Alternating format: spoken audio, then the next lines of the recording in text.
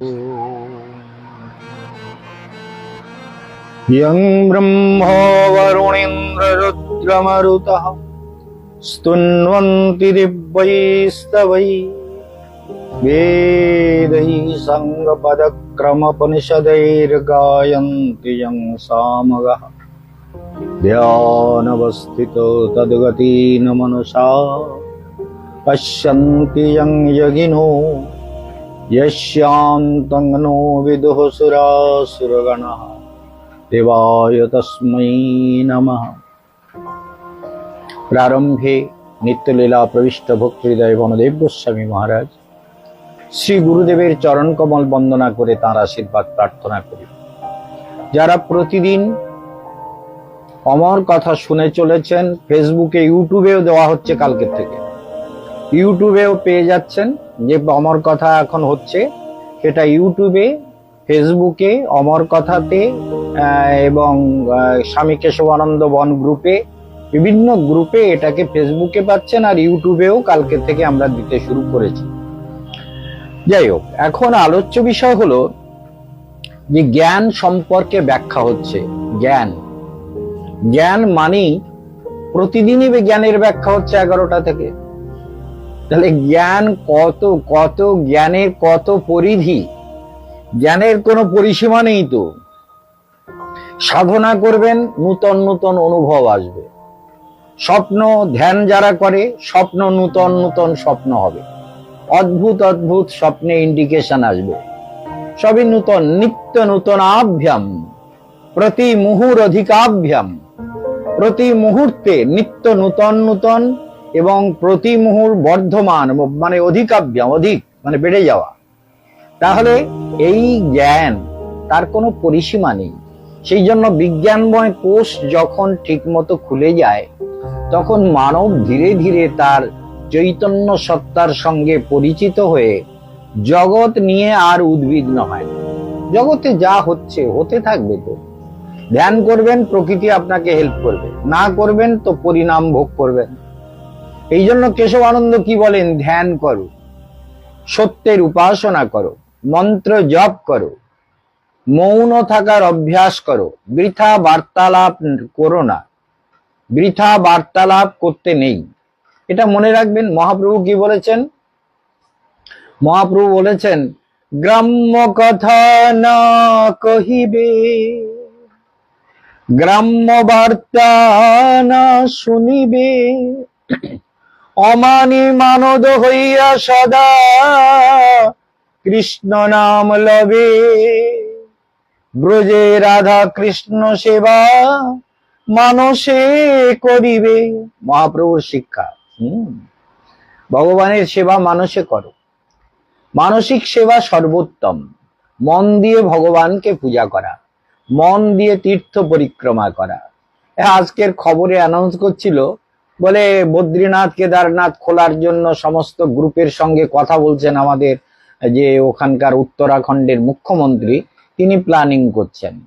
সঙ্গে সঙ্গে সোনার দেখালে তো যাই, সোনার সঙ্গে সঙ্গে বদ্রীনাথ কেদারনাথ আমার চেতনায় জেগে উঠলো। বা বদ্রীনাথকে দেখে নিলাম, কেদারনাথকে দেখে নিলাম, সমস্ত গঙ্গোত্রী যমুনোত্রী তীর্থ সব মনের মধ্যে দর্শন করলাম, তাদেরকে প্রণাম করলাম, যমুনোত্রীতে স্নান করলাম, গঙ্গোত্রীতে স্নান করলাম, পরম আনন্দে তীর্থ পরিক্রমা করলাম। মনে রাখবেন তো, গঙ্গোত্রীতে গিয়ে তো রাত 8:20 ডুবকি লাগাচ্ছিলাম। তাই দেখেছেন না যে অন্ধকারের মধ্যে আমাদের সমস্ত ভক্তরা দেখেছেন যে কেউ চান করেনি, কিন্তু আমি স্নান করেছিলাম। যাই হোক, এখন প্রশ্ন উঠে দাঁড়াচ্ছে এই যে আমরা যারা ভগবানের কাছ থেকে এসেছি, আমাদের কিছু কিছু ব্যাপার থাকে, সেটা যত সুন্দরভাবে আমরা করি, যেমন ধ্যান। যেমন আপনি যদি ভালো খেতে চান, তাহলে ভালো বাজার করতে হবে, ভালো করে রান্না করতে হবে, ভালো করে পরিবেশন করতে হবে। আর পরিবেশন এমন করে করলেন, রান্নাগুলো ভালো করলেন, কিন্তু পরিবেশন এমন ভাবে করছেন। একদিন বলছিলাম, মনে আছে? বলে এক ভক্তের বাড়িতে প্রসাদ পেতে গেছে, এখন বোধহয় তার দেহ রেখেছে বসিরহাটে। সে বুড়িমা আমার জন্য বলে, গুরুদেবকে আমি একটু প্রসাদ পাওয়াবো। তা ওরা বলছে, গুরুদেব কি করবেন? আপনি ওদের বাড়িতে প্রসাদ পাবেন? তাহলে বুড়ো মানুষ, বয়স্ক লোক, তাকে বলছে করো। তা বাড়িতে রান্না বান্না করেছে, এবার 12টার সময় গিয়ে ডেকে এনেছে। এবার আমি বসেছি, তারপরে দেখি অন্ন দিচ্ছে হাত দিয়ে, তরকারি দিচ্ছে হাত দিয়ে, হাতা টাতা না দিয়ে। আরে তুই তো মহাবুদ্ধ, গুরুদেব তোমার হাতের খাবারটা খাবে, হাত ছুঁইছ কেন? চামচ নেই, প্লেট ইয়ে নেই, হাতা নেই, তো তুমি হাতে করে দিচ্ছ কেন? আমি খাবো না, কিন্তু উঠে চলে যাব। তারপর হাতে পায়ে ধরে, তাহলে বুঝতে হবে যে একটা ভালো খাবার আপনি শুধু রান্না করলেই হবে না, ভালো বাজার করলেই হবে না, পরিবেশনটাও ভালো হতে হবে, তবে তো খাবেন। ভারতবর্ষ সেই জন্য জ্ঞান, এটা একটা জ্ঞান না যে গুরুদেবকে খেতে দেবো কেমন ভাবে? তো জ্ঞান না হলে গুরুদেবকে যা খেতে দেবেন গুরুদেব তো প্রসন্ন হবেন না। তাহলে এই জন্য মনে রাখতে হবে যে গুরু শুশ্রূষয়া বিদ্যা, গুরু সেবার মধ্য দিয়েই জ্ঞান লাভ হয়। আর তদ্বিজ্ঞানার্থম স গুরুমেবা বিগচ্ছে, গুরুর চরণে যেতে হবে। 4টে শ্লোক একবার রিপিট করে দেই। रीते अर्थम यत प्रतीयेत नो प्रतीयेत चात्मनि तद अविद्यात्मनो मायाम यथा भास यथा तमः ज्ञानं परमं गुह्यं यद विज्ञान समन्वितं तद रहस्य तदंगं च गृहाण गदिदं मया अहोमेव समेवाग्रे नन्नद सद सद परम पश्चादहम यदि तच्च सवशिष्येत सस्महम। তাহলে শুনতে পাচ্ছেন তো? 3টে শ্লোক বললাম, আরেকটা শ্লোক বলি। শ্লোকটা কি ভাই বলো? আরেকটা শ্লোক কি?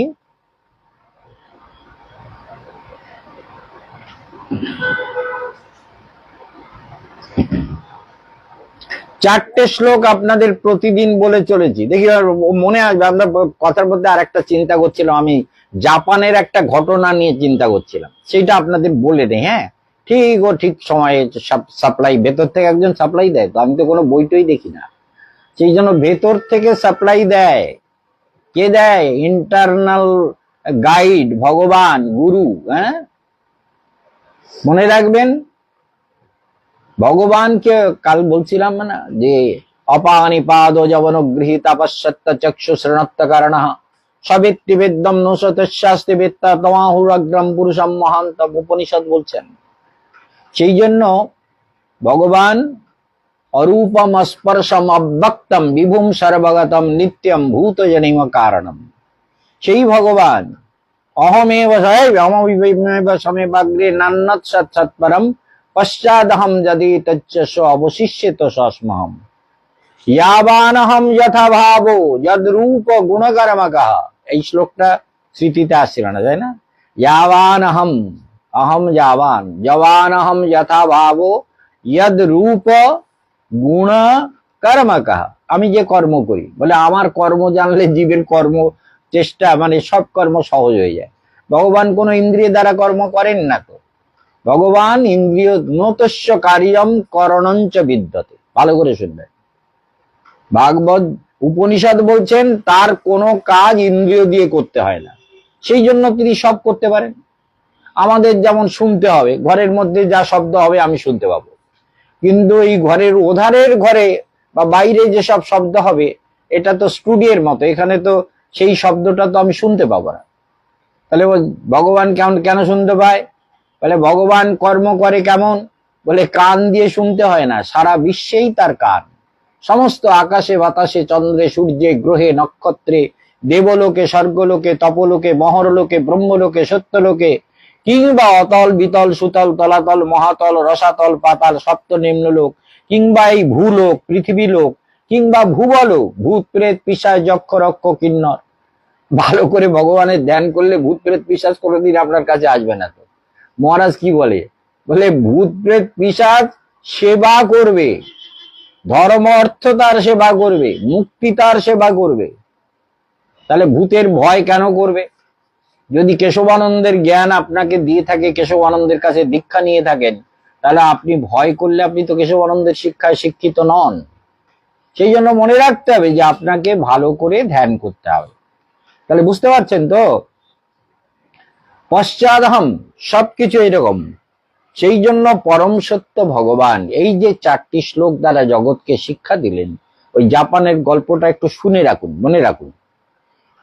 আমাদের সনাতন হিন্দু ধর্ম, এটা বলছেন ধর্মন্তু সাক্ষাৎ ভগবত প্রণীতম। জ্ঞান শুনছেন? ধর্মের প্রণেতাকে, creator, who is the creator of Hindu philosophy or religion, কে? এর সৃষ্টিকর্তা। এর সৃষ্টিকর্তা কে? Who is the creator? তাহলে কি বলছেন? বলে ভালো করে মনে রাখবেন, কে?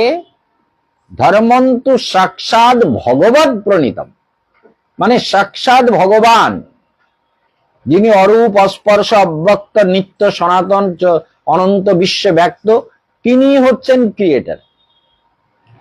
ধর্মন্তু সাক্ষাৎ ভগবত প্রণীতম নতু ঋষয়, না ঋষি, না পি দেবা, না দেবতা সৃষ্টি করেছে, নো শুদ্ধ মুখ্যা অসুরা মনুষ্যা বিদ্যাধর চারণাদয়া, সিদ্ধ চারণ বিদ্যাধর দেব ঋষি, এরা কেউ ধর্মের প্রণেতা না। ধর্মের প্রণেতা কি? তাহলে জ্ঞানটা মনে থাকছে তো? প্রত্যেকটা কথা বারবার শুনবেন, কারণ প্রতিদিন নূতন নূতন রহস্য ব্যাখ্যা হচ্ছে। সেই জন্য ধর্মন্ত সাক্ষাৎ ভগবত প্রণীতম, ধর্মের প্রণেতা ভগবান, স্রষ্টা ভগবান, কন্ট্রোলার ভগবান, পরিচালন করে ভগবান। আর এই সনাতন ধর্মই জগতের প্রকৃত ধর্ম। আর সব পাপ, আর সব অনাচার, আর সব দুরাচার। 1400 বছর আগে ইসলাম ধর্ম প্রচার হয়েছে। আপনাদের একটা কথা বলি, ভারতবর্ষে আমরা যারা সনাতন হিন্দু শিক্ষায় শিক্ষিত, আমাদের এখন না দেয়ালে পিঠ ঠেকে গেছে। এই পিঠ ঠেকার ব্যাখ্যা অনেক করা যায়। একটা ব্যাখ্যা আপনাদের দিই, কাল শুনছিলাম যে জাপানে, মানে একটা ছেলে অনেকদিন জাপানে আছে, জাপানের লোকের সঙ্গে আমারও বহুদিন আগের থেকে, মানে 94 থেকে জাপানের একটা ছেলের সঙ্গে আমার পরিচয়। তা একজনের নাম ছিল নিত্যানন্দ চক্রবর্তী, তার স্ত্রী ছিল, তার নাম অরুন্ধতী চক্রবর্তী। আবার তাদের একটা বন্ধু ছিল আব্দুল রিজাউল বাসার, ভালো করে মনে রাখবেন। সে আমার কাছে তার কুষ্টি বিচার, ভাগ্য বিচার জাপান থেকে এসে করতো। সে মুসলমান, কিন্তু আমার কাছে আসতো। আমি তো কোনো বিচার করতাম না, আমি তার মঙ্গলের কথা বলে দিতাম, এই করো। সে আমার কথা শুনতো, একটা নীলা পড়বে, তা আমি নীলা করে দিলাম। আব্দুল রিজাউল বাসার, তার নামটা এখনো মনে আছে আমার। তার দিদির ভাগ্য বিচার করে গেল। দিদি থাকে বাংলাদেশে, সে থাকে টোকিওতে। এই জন্য ভালো করে মনে রাখবেন, কেশবানন্দ মহারাজ যা বলেন সব সত্য, ভালো করে শুনুন। এবার কি হয়েছে, জাপানের একটা ছেলের সঙ্গে তার বহুদিনের, আমি তো জাপানের লোকেদের সঙ্গে আমার পরিচয় কবে, 94 95 থেকে। আমাদের হরিদাস রায় বলে একজন ছিল, মানে দমদম পার্কে, তার বাড়িতে আমার পাঠ হতো প্রতিদিনই, মাঝে মাঝে পাঠ হতো। সেই অদ্ভুত ঘটনা, অনেক গল্প আছে। জীবনের গল্পগুলো শুনলে তো আপনারা শেষ করতে পারবেন না। ওই ডক্টর আশিস ধর যে খুশিকে বলছিল তোমার পেটের বাচ্চা মরে গেছে, সে সময় ওই হরিপদ রায়ের বাড়িতে লেকচার ছিল ওই দমদম পার্কে। ডাক্তারকে বলেছিলাম, দেখো আমার শিষ্যের পেটে বাচ্চা মরেনি, তোমার কিন্তু কপালে খুব দুঃখ আছে। তাহলে সে যাই হোক হয়ে গেল। এখন সে অনেক ব্যাখ্যা সব এখানে করছি না। এখন প্রশ্ন উঠে দাঁড়াচ্ছে, যেটা আমার বলার বিষয়, ভালো করে শুনুন। তার টোকিওতে একটা হিন্দু ছেলের সঙ্গে তার খুব পরিচয়, মানে ওই জাপানি ছেলেটির খুব বন্ধুত্ব, জাপানি ভাষা খুব ভালো বলে, ওইখানে কাজকর্ম করে, বহুদিন ধরে আছে, দুজনের মধ্যে বন্ধুত্ব। ভালো করে শুনেগা, কান মে ঘুষেগা আর দিল মে রাখেগা, বুঝতে পেরেছেন? ভালো করে রাখবেন। তো কি করেছে, তো এই ছেলেটা ওর সঙ্গে বিরাট ভাব, দুজনের খুব বন্ধুত্ব, অফিস টফিস করে, অফিসে খুব হৃদ্যতা, ওকে বুঝিয়ে টুজিয়ে দেয়, হেল্প করে, ইত্যাদি ইত্যাদি ইত্যাদি, সব খুবই মানে আপনত্ব খুব। এখন ওই যে হিন্দু ছেলেটা, ওরে কিন্তু কোনোদিন তাদের বাড়ি নিয়ে যায় না, কোনোদিন চা খেতেও বলে না, কফি খেতেও বলে না, কিংবা দুধ খেতেও বলে না, কিচ্ছু খেতে বলে না, কোনোদিন বাড়ি নিয়ে যায় না, কোনো তেমন মানে ডিপ ফ্রেন্ডশিপ যেটা বলে বন্ধুত্ব কি করে হয়, দদাতি প্রতিগৃহ্ণাতি। ভালো করে শুনবেন, বন্ধুত্বের নিয়ম কি, কিছু দাও কিছু নাও, কিছু দিতে হয়। বলে বন্ধুর বাড়িতে কিছু দিল, তাহলে আপনাকেও কিছু দিতে হবে, এ তো আপনারা ভালো করে জানেন। বলে মেয়ের বাড়ির থেকে এইটা দিয়েছে, আমরা তো মেয়ের বাড়িতে কিছু বেশি না দিলে শ্বশুর বাড়ির লোকেদের প্রবলেম। প্রতিগৃহ্ণাতি গুহ্যমাখ্যাতি, গুহ্য মানে তাদের কথাগুলো, তোমাদের কি অসুবিধা হচ্ছে বলো, তোমরা কেমন আছো, তোমাদের কি খাওয়া দাওয়া কেমন হচ্ছে, তোমাদের চলছে টলছে কেমন, গুহ্যমাখ্যাতি, প্রাণের কথা তার কাছে খুলে বলা, তার প্রাণের কথা, এই বন্ধুত্বের লক্ষণ। গুহ্যমাখ্যাতি, গুহ্যম মানে গুহ্য বিষয়ে চর্চা করা, গুহ্য মানে গোপন বিষয়গুলো খুলে একে অপরকে বলে বন্ধু। ভালো বন্ধু হলে বলে, ভালো বলে। বন্ধুদের গল্প আপনারা ভালো জানেন, কিন্তু আমি শাস্ত্র প্রামাণ্যে বলছি। পৃচ্ছতি, গুহ্যম নিজের গুহ্য কথাটা খুলে বলে, আর তার কাছে তার গুহ্য কথাগুলো জিজ্ঞেস করে, এই তুই কেমন আছিস রে বন্ধু, তোর কোনো অসুবিধা টুসুবিধা হচ্ছে না তো? হ্যাঁ, পৃচ্ছতি জিজ্ঞেস করে, পৃচ্ছতি গুহ্যমাখ্যাতি পৃচ্ছতি। তাহলে এইটা চারটে হলো বন্ধুত্বের লক্ষণ। 6টা বলেছি, কি কি? ভুমতে ভোজয়তে, বন্ধুর বাড়ি খায়, এই তুই আজকে আমার বাড়িতে খা। আমরা দেখি অনেক সময় যারা ডেলি প্যাসেঞ্জারি করে, অনেক সময় আমিও ডেলি প্যাসেঞ্জারের পাল্লায় পড়ি, বলে এই তুমি না কালকে আমার বাড়িতে আসবা, বলে দেখো বৌদি খেতে দেবে তো, বলে হ্যাঁ ভালো রান্না হবে, তুই আয় কালকে আমাদের বাড়িতে খাবি। এই তোর বাড়িতে সেদিন গেলাম, তুই তাহলে আমার বাড়িতে অমুক দিন আসবি খাবি। তাহলে দেখুন একটা বন্ধুত্বের লক্ষণ তো। বন্ধুত্বের এই 6টা লক্ষণ, কিছু দেওয়া, কিছু বন্ধুর দিলে নেওয়া, ভালোবেসে নেওয়া, তুই খুব ভালো দিয়েছিস রে, আমিও তো ভালো দিতে পারিনি, সবাই সবাইকে প্রশংসা করা। গুহ্যমাখ্যাতি, নিজের গোপন কথাগুলো বন্ধুর কাছে খুলে বলা, বন্ধুর গোপন কথাগুলোকে পৃচ্ছতি জিজ্ঞাসা করা, বল। বন্ধুর বাড়িতে খাওয়া, বন্ধুকে খাওয়ানো। হ্যাঁ, এই জন্য ভুংতে ভোজয়তে চৈব ষড়বিধ প্রীতি লক্ষণম, এটা হলো প্রীতির লক্ষণ, ভালোবাসার লক্ষণ, বন্ধুত্বের লক্ষণ। ভালো করে মনে রাখবেন। এখন ওই যে জাপানের ছেলেটা, সে বলে আমারে কোনোদিন খেতে টেতে বলে না তো। তা একদিন মানে খুব এর মধ্যে একদিন জিজ্ঞেস করেছে, আচ্ছা ভাই তোমার সঙ্গে একটা কথা বলি, তাই আমার মনের কথা শোনো তুমি ভাই। বলে তা বলো দেখি ভাই শুনি, তুমি কি দুঃখ পাও, আমি তার ব্যবস্থা যদি করতে পারি তাহলে আমি খুশি হব ভারী, বলো দেখি কি। বলে হ্যাঁ, কথাটা হচ্ছে এই যে তোমার সঙ্গে আমার সঙ্গে এতদিনের বন্ধুত্ব, কথাবার্তা, কাজ করি একসঙ্গে, একে অপরকে ইত্যাদি ইত্যাদি হেল্প করি, তা কর্মক্ষেত্রেও, তা তোমার বাড়িতে তো কোনোদিন ডেকে এক কাপ চাও খাওয়াবো না কেন গো, আমাদের ভারতবর্ষে তো আমরা চা খাওয়াই। হ্যাঁ, সর্বনাশ, আমার বাড়ি যাবা তুমি? সর্বনাশ, আমাদের কি শেখানো হয় জানো? আমাদের দেশে শেখানো হয় এসব কোনোদিন করবে না। কেন? বলে হিন্দুদের সঙ্গে কোনোদিন ডিপ ফ্রেন্ডশিপ করবে না, ওরা তোমার মগজের 12 বাজিয়ে দেবে। সত্যি কথা, কিন্তু শুনবেন ভালো করে। সনাতন হিন্দু ধর্মের লোকগুলো হচ্ছে কাফের, কাওয়ার্ড। এই কাওয়ার্ড গুলো বলে কেন? বলে দেখো তোমাদের দেশে হাজার, এই যে যত ব্রিটেন তোমাদের এই ইংল্যান্ড যে তোমাদের দেশে শাসন করেছিল, কত ইংরেজ এসেছিল ওই দেশ থেকে? বলে 10,000 মতন হবে। এর অ্যাবাউট মানে হিসেব করা নেই, 10,000 কাজ। বলে 10,000 ইংরেজ এসে তোমাদের উপরে শাসন করে গেল 100 বছর। বেশ সালে ভালো করে শোন, 100 বছর শাসন করে গেল, তোমরা 36 কোটি লোক, তোমরা তাদের মানে তলবা চাটতে চাটতে জিন্দেগি কাটালে, 10,000 ইংরেজ তোমাদের উপরে শাসন করে গেল, তাদের প্রতিবাদ করার সাহস হলো না। তোমরা একের অপরে শত্রুতা করলে, একজন ওদের ধামা ধরা হয়ে গেলে, কেউ ওদেরকে হেল্প করলো, কেউ ওদের চাকরিতে চলে গেল। এই যত লোক মারা হয়েছে, এই যে নাথুরাম গোডসে, যাদের মাধ্যমে গান্ধীকে মারা হলো, ও কি ইংরেজরা মেরেছিল? তাহলে মেরেছিল তো তোদের হিন্দুরা। যত লোককে মেরেছে, যত লোককে জেলে নিয়ে গেছে, 10,000 ইংরেজ কি সারা ভারতবর্ষকে শাসন করার ক্ষমতা রাখে? তা তোরা যদি এই এত 36, 33, 34 লক্ষ লোক তখন ছিলি, তা তোরা তাদেরকে এই 10,000 লোককে শাস্তি দেওয়ার বা মেরে দেওয়ার বা দেশ থেকে তাড়াবার ক্ষমতা ছিল না। গান্ধী একরকম পদে বসা নিয়ম পালন করলো। গান্ধী তাদেরকে বলল, না আমরা অসহযোগ আন্দোলন করব। কিসের অসহযোগ শালা, ছেঁচড়া জীব তোমরা, ভারতের লোক, ওই জন্য তোমাদের সঙ্গে বন্ধুত্ব করা। তোমাদের মগজ খারাপ, তোমাদের কাছে যা শুনবো সবই দেশের সর্বনাশের কারণ। ভালো করে শুনবেন। তাহলে 10,000 ইংরেজ এলো, এসে ভারতবর্ষকে শাসন করে গেল। তারপর মোগলরা এলো, মোহাম্মদ ঘড়িকে নিয়ে এলে তোমরা, জয়চাঁদ থেকে আরম্ভ করে মোহাম্মদ ঘড়ি। তারপরে ওই কত মুসলমান এসেছিল, কয়েক হাজার, মাত্র কয়েক হাজার মুসলমান।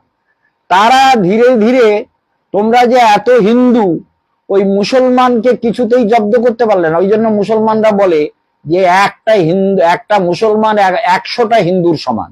বলবে না কেন? তোমরা তো কাপুরুষ, কাওয়ার্ড, অসভ্য, নিজের ধর্ম রক্ষা করার ক্ষমতা নেই। এদিকে বলে আমরা প্রতিবাদ করতে জানি, অস্ত্র ধরতে জানি, মা তোমাকে রক্ষা করতে জানি, ওদের বাঁশ দিতে জানি। শালা অসভ্য জীব।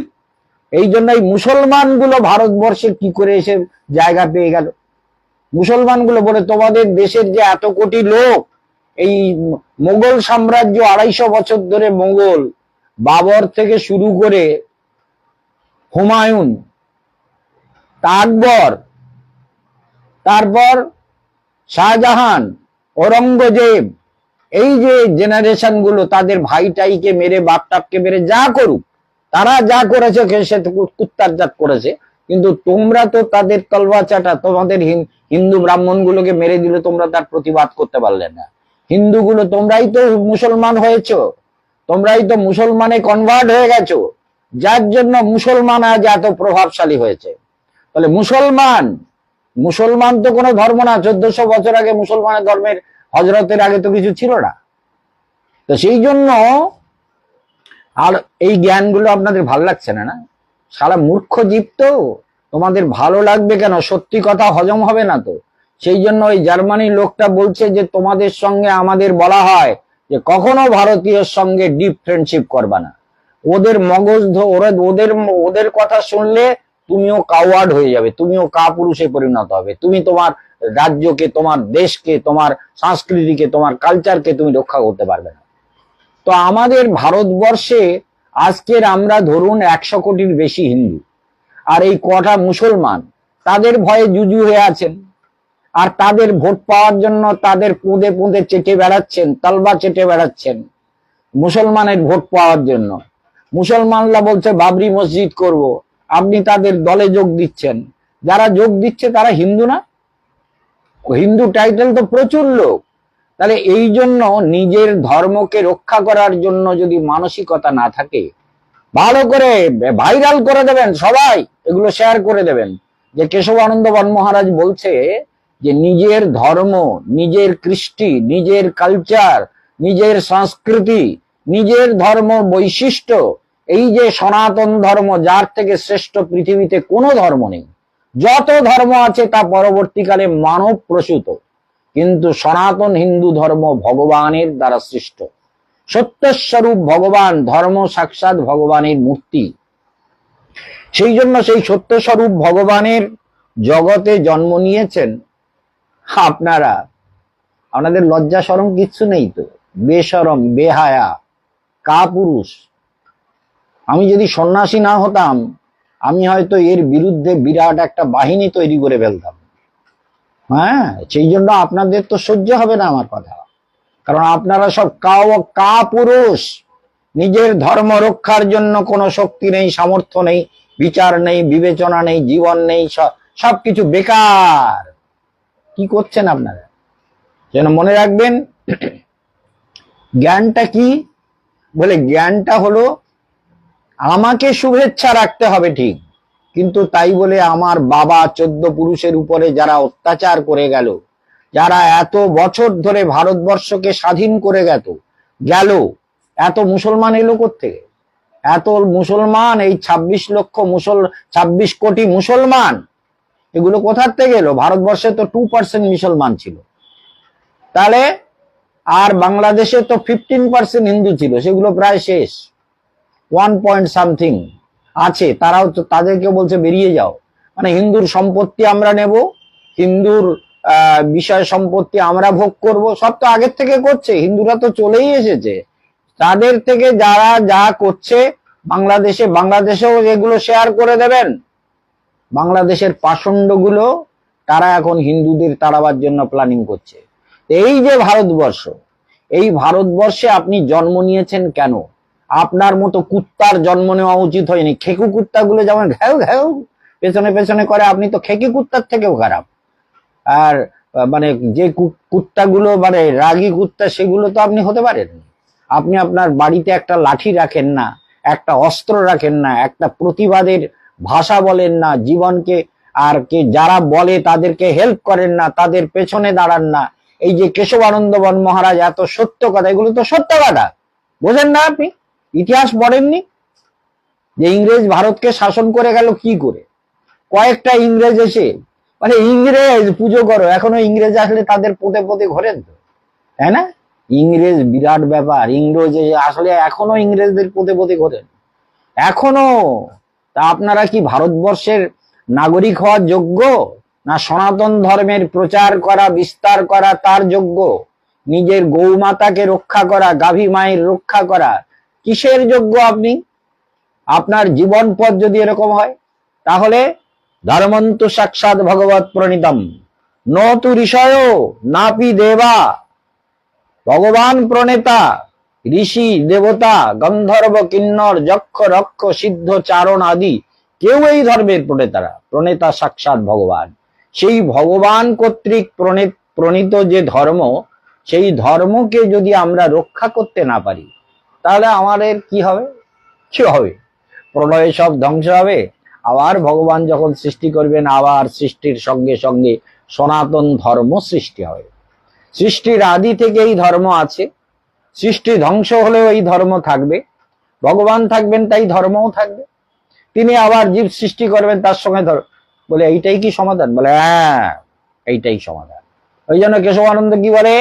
আমার কথা শোনো ভালো, না শোনো আরো ভালো। মরবা তবু নিজের ধর্ম ছাড়বে না। স্বধর্মে নিধনং শ্রেয়। নিধন, মৃত্যু যদি আসে, নিজের ধর্মকে কখনো ত্যাগ করো না। ধর্ম রক্ষার জন্য জীবন দেবে, ধর্মকে নিজের মনে করবে। এই জ্ঞান যদি তোমার মধ্যে না আসে, এই চেতনা যদি তোমার মধ্যে আমি ঢোকাতে না পারি, তাহলে আমার জীবনটা বৃথা। আজকের কি বার? রবিবার। বৃহস্পতিবার পর্যন্ত আমাকে পাচ্ছেন। যারা ভাগ্য বিচার করবেন, যারা কবচ পড়বেন, অনেকেই আসছে, কালকেও অনেকে এসেছেন, পরশু এসেছেন। আজকে এই বৃহস্পতিবার পর্যন্ত অনেকে আসতে, অনেকে স্টোন পড়বেন, সব অর্ডার দেওয়া হয়েছে, তৈরি হয়ে যাচ্ছে। যারা কবচ পড়বেন, সঙ্গে সঙ্গে কালকের একটা ছেলেকে আমরা কবচ পরিয়ে দিলাম বারাসাতে, সে যজ্ঞ করে তখন কবচ পরিয়েছিলাম। তাদেরকে দক্ষিণেশ্বরে নিয়ে দোষ কাটিয়েছিলাম। এখন ওই ছেলেটি কাল এসেছিল, তাকে কবচ পরিয়ে দিলাম, তার স্ত্রীকে পরিয়ে দিলাম। ছেলেটি ছোটবেলার থেকে আমার ভক্ত, তার বউকে বলছে এই খবরদার, এ আমার কবেকার ভক্ত, সেই 94-এর ভক্ত, 95, 6, 7, 8 এই সময় তো বারাসাতে হাজার হাজার ভক্ত জুড়েছিল। তখন ধ্যানের ক্লাস করানো হতো বারাসাতের আশ্রমের 3 তলায়। সেই জন্য আপনারাও কেশবানন্দ মহারাজের সঙ্গে যারা বৃন্দাবনে যাবেন ভাবছেন, আপনারাও তৎকাল বৃহস্পতিবারের টিকিট কাটুন, আমার সঙ্গে চলে যেতে পারবেন। ওখানে গিয়ে থাকা খাওয়া, বলে হোলি দেখা, সবকিছু হবে। সব ফ্রি, মানে সব ফ্রি। তুই ফ্রি দিবি? আমি নিয়ে যাবো ফ্রি মানে? আমার সঙ্গে তো রোজ সব লোক যায় পয়সা দিয়ে। এই চিন্তা করুন, এইসব আমার শিষ্যরা মহা বদমাইশ। আমাদের ছন্দা বলতেছে সব ফ্রি। আরে আচ্ছা, তীর্থযাত্রা নিজের পয়সা না করলে তার কোনো ফল হয় না, সব শাস্ত্রে বলেছে। এই জন্য তীর্থযাত্রা করবেন নিজের পয়সায়, তবে একটু কম, মহারাজের সঙ্গে গেলে একটু কমে টমে হবে, এটাও ঠিক। মানে যে রেটে ঘর দেওয়া হয় তার থেকে একটু কম করা হবে, খাওয়ার রেটও একটু কমিয়ে দেওয়া হবে, এটুকু করে দিতে পারি, সেটা তো 100 বার। আর সেই জন্য যারা ভাগ্য বিচার করবেন, আজকেও আসতে পারেন বিকেলে, কালকেও আসতে পারেন সারাদিন, পরশু আসতে পারেন, বৃহস্পতিবারে আসতে পারেন। বৃহস্পতিবারে আমি মানে টিকিট কাটবো, শুক্রবারে তৎকাল টিকিট কেটে শুক্রবারে রওনা হব এবং শনিবারে বৃন্দাবনে পৌঁছে যাব। সেখানে অনেকগুলো কাজ আছে, সেই কাজগুলো কমপ্লিট করার জন্য আমাকে যেতে হচ্ছে। যেহেতু ওখানে কিন্তু দোল হলো 3 তারিখ, দোল তো শুরু হয়ে গেছে। আজ বৃন্দাবন মে হোলি রে রসিয়া, আমাদের ছন্দা বলে হোলি রে রসইয়া। এই হচ্ছে ব্যাপার, চিন্তা করুন, রসিয়া কৃষ্ণ আর ও বলে রসইয়া। আমি রসইয়া বললি কেন রে? বলে আমি রান্না করছি না, রসইয়া না, সেই জন্য রসইয়া বলছি। আরে তা বল। যাই হোক, এখন প্রশ্ন উঠে দাঁড়াচ্ছে কি, যে যারা ভাগ্য বিচার করবেন অনলাইনে ভাগ্য বিচার করতে পারেন, যে কোনো ভাবে জন্ম তারিখ সময় দিয়ে ভাগ্য বিচার করতে পারেন। জীবন পথ সুন্দর করে নেবেন, অধ্যাত্ম বিচারকে জীবনে গ্রহণ করবেন এবং ভাগ্য বিচারের জন্য চলে আসবেন। এবং মনে রাখবেন যে জ্ঞানকে নিয়ে ব্যাখ্যা হচ্ছে শুভেচ্ছা। আমাদের ইচ্ছা সুন্দর হবে, কিন্তু যারা আমার ইচ্ছাকে অসুন্দর করবে, যেসব লোক আমাকে বদ শিক্ষা দেবে, দরকার হলে ভগবান তাদের সুদর্শন চক্র দিয়ে যেমন কেটেছেন, আপনাদেরকেও কাটতে হবে, কেটে দেবেন একদম। বলে সঙ্গে সঙ্গে ওরা কুরবানি করে আর আপনার জবাই করে দেবেন একদম। বলে কালীমান নামে একদম জবাই বলি দিয়ে দেবো, বাস। একদম কোনো কথা ছাড়বেন না, ধর্মকে রক্ষা করবেন, ধর্মের জন্য জীবন, এটাই সত্য, এটাই নিত্য, এটাই সনাতন। সবাই ভালো থাকুন, এখানেই বিশ্রাম। ওম শান্তি।